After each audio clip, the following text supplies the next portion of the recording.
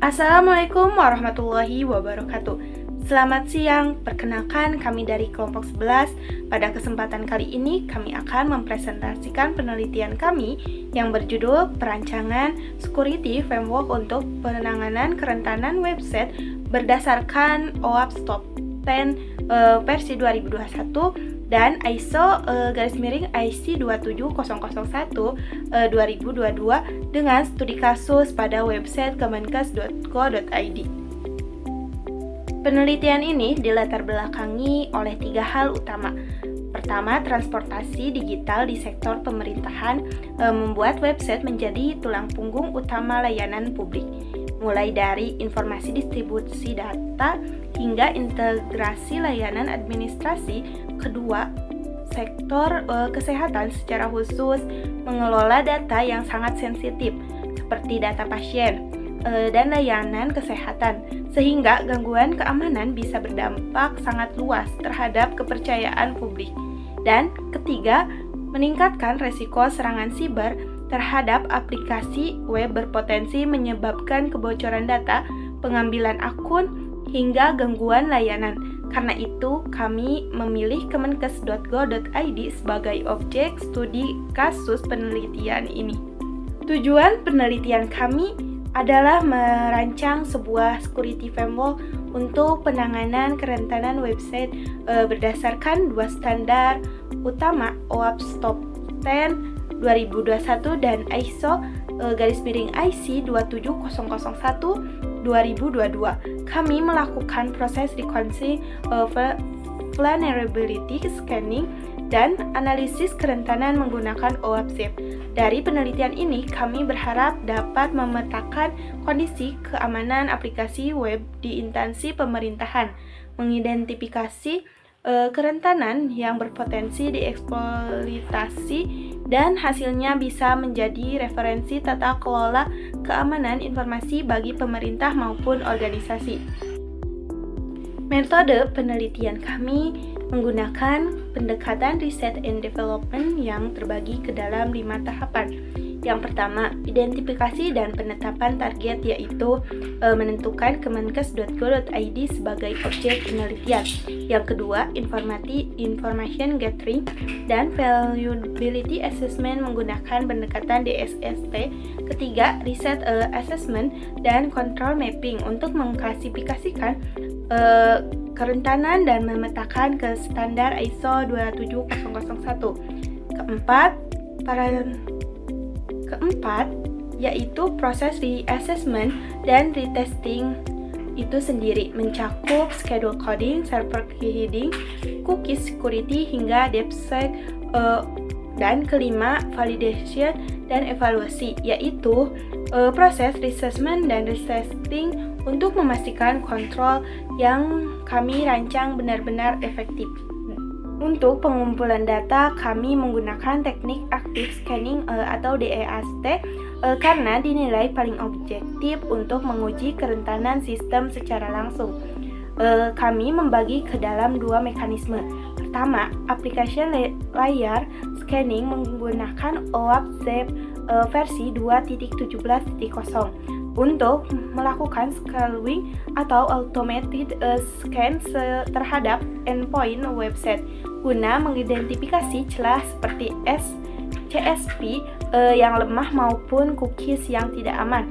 Kedua, transport layer scanning menggunakan Quality SSL Labs untuk menguji kerentanan enkripsi, dukungan TLS, dan chipshare suite yang digunakan server.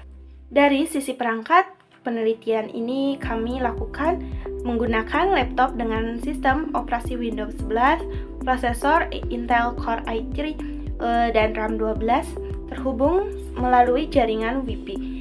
Sedangkan dari sisi perangkat lunak, kami menggunakan 4 tools utama. Yang pertama, OWASP untuk Dynamics Application Security Testing, Quality SSL Labs untuk evaluasi konfigurasi SSL atau TLS, Weblaser untuk fingerprinting teknologi website, serta Chrome dan Firefox sebagai media interaksi dengan website target. Dan selanjutnya akan dilanjutkan oleh rekan saya. Selanjutnya adalah bagian hasil dan pembahasan. Di sini merupakan tabel hasil dari analisis menggunakan tools Webanalyzer, di mana di sini kita dapat melihat teknologi apa saja yang digunakan oleh website compass.co.id. Dari mulai bahasa pemrogramannya menggunakan PHP dan TypeScript, web frameworknya menggunakan Vue, UI frameworknya menggunakan Bootstrap, dan beberapa teknologi lainnya. Nah, adapun hasil dari pemindaian menggunakan tools OWASP ZAP, kami menemukan 20 endpoint public terhadap website compass.co.id yang diklasifikasikan sebagai kerentanan. Nah, adapun diantaranya 15 endpoint diklasifikasikan sebagai content security policy yang lemah. 4 diantaranya yaitu mengenai endpoint dengan isu cookie yang tidak aman. Diantaranya 2 endpoint dengan mixed content serta 1 endpoint dengan info disclosure. Nah, contoh beberapa sampel temuan endpoint yang kami berhasil kumpulkan dari website compass.co.id. Nah, yang pertama adalah content security policy, yaitu ini dikategorikan sebagai CSP misconfiguration menurut standar OWASP A05 tahun 2021 tentang security misconfiguration, di mana with content security policy sebagian besar endpoint memiliki konfigurasi CSP yang lemah, penggunaan direktif unsafe inline, karakter wildcard, dan serta tanpa pembatasan sumber eksternal dan tanpa mekanisme subsource integrity atau SRI. Nah, dampaknya yaitu peningkatan resiko cross-site scripting melalui script yang tidak dibatasi, pemuatan script JavaScript dari sumber yang tidak terpercaya, pencurian data dan sesi pengguna melalui script berbahaya, serta pelemahan mekanisme pertahanan browser terhadap injeksi konten. Nah, di sini terdapat contoh endpoint yang terdampak. Nah, lalu terdapat insecure cookie configuration. Ini dikategorikan dalam kategori OWASP A07 tahun 2021 dan A05 tahun 2021, di mana cookie sesi contohnya PHP sesi ID dikirim tanpa atribut keamanan penting, HTTP only, secure, dan same site, sehingga meningkatkan resiko pencurian sesi pengguna. Dampaknya adalah ketika tanpa HTTP only, cookie dapat diakses JavaScript dan rentan dicuri melalui cross-site scripting. Tanpa secure juga, cookie dapat dikirim melalui koneksi HTTP biasa dan disadap. Dan yang terakhir, tanpa same site, cookie tetap terkirim pada permintaan lintas situs, meningkatkan resiko serangan CSRF. Nah, ini merupakan endpoint yang terdampak. Nah, yang terakhir adalah mixed content pada halaman pada TPS. Ini dikategorikan pada OWASP A05 tahun 2021 tentang security misconfiguration. Halaman yang telah menggunakan HTTPS masih memuat sejumlah resource melalui protokol HTTP biasa yang tidak terenkripsi, sehingga berpotensi dimodifikasi melalui serangan man in the middle atau MITM. Dampaknya adalah manipulasi file JavaScript yang dimuat tanpa enkripsi, penyisipan malware ke dalam resource yang tidak terenkripsi, perubahan tampilan, serta pengalihan pengguna ke halaman phishing. Di sini merupakan contoh endpoint yang terdampak. Nah, adapun matriks penilaian resiko, di resiko ini ditilai atau diukur dengan rumus risk atau resiko sama dengan likelihood dikali impact. Ini merupakan standar dari OWASP Risk Rating Methodology dengan skala 1-5, di mana di sini CSP misconfiguration mendapatkan likelihood 3, impact 4, sehingga ketika dikalikan 3 kali 4 yaitu 12, sehingga dikategorikan ini merupakan impact yang sangat tinggi. yaitu diklasifikasikan sebagai high. Lalu untuk yang kedua yaitu insecure cookie configuration, di mana di sini mendapatkan skor 3, impact-nya 4, dan nilai resiko akhirnya yaitu 12. Ini juga sama dikategorikan sebagai high. Lalu yang terakhir adalah mixed content. Ini mendapatkan skor 2, impact 3, dan nilai resiko akhirnya yaitu 6. Ini dikategorikan sebagai medium. Baik, sekarang masuk ke inti arsitektur security framework yang kami rancang. Kami mengintegrasikan berbagai standar industri seperti OWASP Pro STG, OWASP Top 10, ISO 27001, NIST CSF, hingga Secure SDLC atau DevSecOps ke 5 lapisan utama. Yang pertama, assessment layer untuk mengidentifikasi kerentanan dan risiko keamanan yang menghasilkan skenario ancaman serta matriks risiko. Tahap yang kedua, control mapping layer. Setelah kerentanan yang tadi ditemukan, kita petakan ke standar keamanan global yang menghasilkan risk treatment plan. Tahap yang ketiga, implementation layer, menerapkan mitigasi dan kontrol keamanan. Outputnya secure configuration, infra hardening, secure CI/CD. Tahap yang keempat yaitu verification layer, memvalidasi efektivitas mitigasi. Outputnya validation report and compliance status. Yang terakhir, evaluation and continuous improvement layer, meningkatkan keamanan secara berkelanjutan yang menghasilkan improvement recommendation and security roadmap. Mari kita lihat implementasi konkretnya di slide ini. Saya akan menunjukkan bagaimana temuan teknis dijembatani pada kepatuhan tata kelola formal. Kami memetakan 3 kerentanan utama yang kami temukan berdasarkan kategori OWASP Top 10 ke klausul ISO 27001.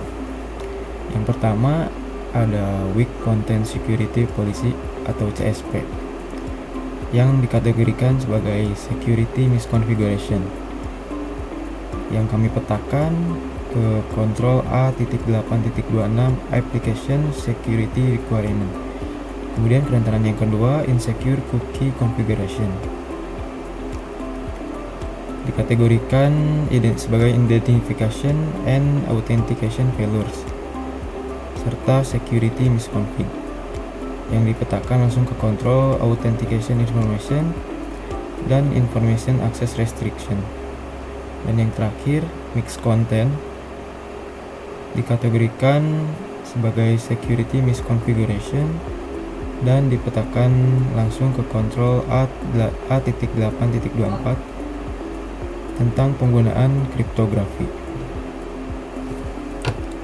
Pemetaan ini menjadi dasar penentuan prioritas mitigasi pada implementation layer, menghubungkan setiap temuan teknis dengan kontrol tata kelola keamanan informasi formal.